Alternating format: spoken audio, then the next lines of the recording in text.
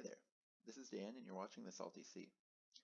I'm here today with a few Warcry lists for St. Patrick's Day, hoping they'll all fit the theme of this wonderful green holiday. So even though we're all stuck inside with COVID still, hopefully we can have some fun playing Warcry. So I want to start with the green theme, so green skins.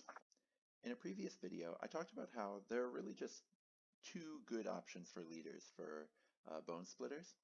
One is the Wargog Prophet, and I've offered a list for that and for campaign as well, even going up to 1400 points.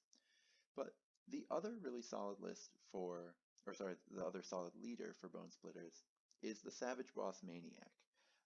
This is a mounted, crazy big damage dealing piece that can do a lot of work for you as long as the objective you're trying to reach isn't on top of a platform.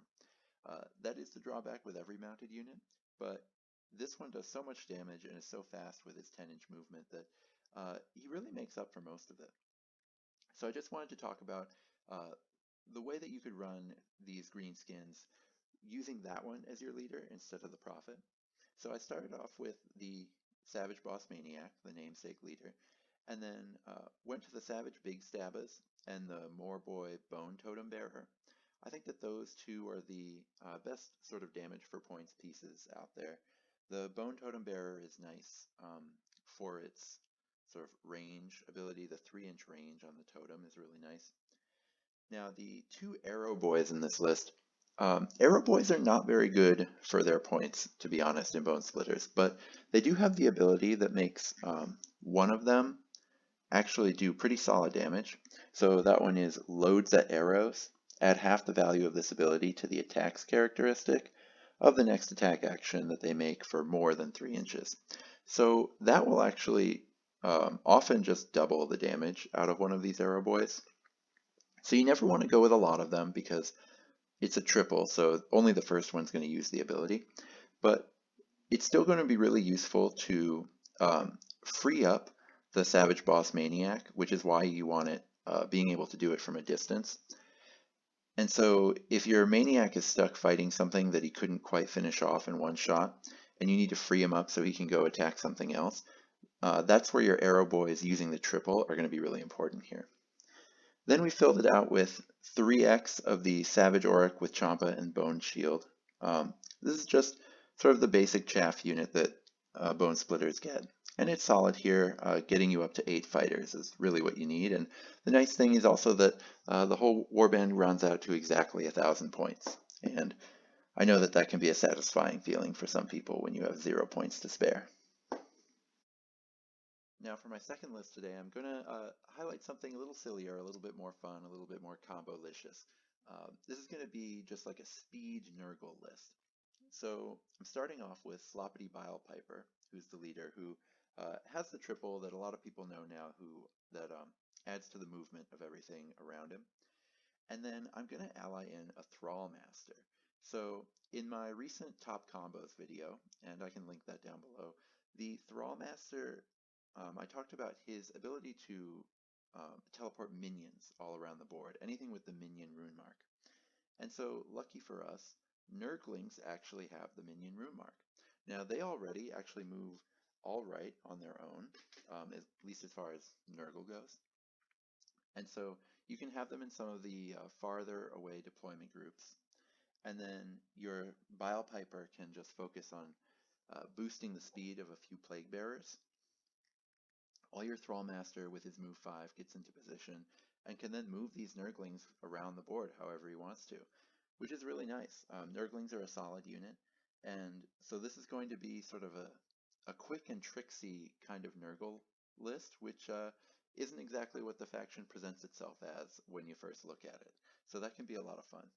Now I know bagpipes are not a traditionally Irish instrument, though I did just find out that there is a similar instrument that you could say is what Sloppity's carrying, called the Uilleann pipe. If anybody's Irish in my comments section, please let me know how I'm actually supposed to pronounce that. Doing my best here. Hope that you like the list anyway. So then going a little bit crazier here, we started with a pretty serious Bone Splitters list, and then a pretty combo-licious Nurgle situation. Now, this snake-themed list is actually completely illegal with the rules, but I still think it's a ton of fun anyway. Now, I know that snakes, the reason they're not in Ireland is not actually due to St. Patrick, it's due to the Ice Age, but we can give them credit anyway, right? So this is the snakes trying to fight their way back in. So we're going to start with the Gore guy, which is the leader. And the Gore guy is a great piece.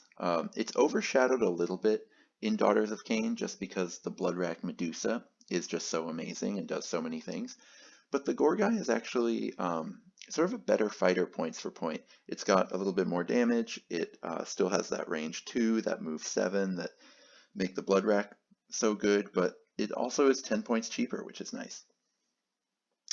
Then we have what is going a little crazy here. So we're going to bring in the Serpent Caller from uh, Splintered Fang. Now I know it's not a leader, but bear with me. And then we're bringing 4 just snakes, just 65-point serpents from the Splintered Fang Warband, and then finishing it off with 2 Blood Sisters, who are the kind of heavy-duty elite melee troop for Daughters of Cain. So everything here is a snake except for the Serpent Caller, who wears a snake. So good enough, right? And so we're just fully on theme. Again, not a legal list, but does it have snakes? Absolutely. Play it as they invade Ireland or invade, whatever green-based army you want to have them go up against. Uh, you'll probably never be able to play this seriously at your local game store, but listen, maybe your buddy will let you just kind of chop up the rules a little bit, and if they won't, what kind of monster is that anyway? So there you have it. 3 St. Patrick's Day themed lists for Warcry. I'll be back on the next holiday, which should be Easter, so that's actually coming up pretty soon here. Doing the same kind of thing, showing some themed lists for that one. Until then, and in the intervening, more serious tactics videos in between times, may all your rolls be crits.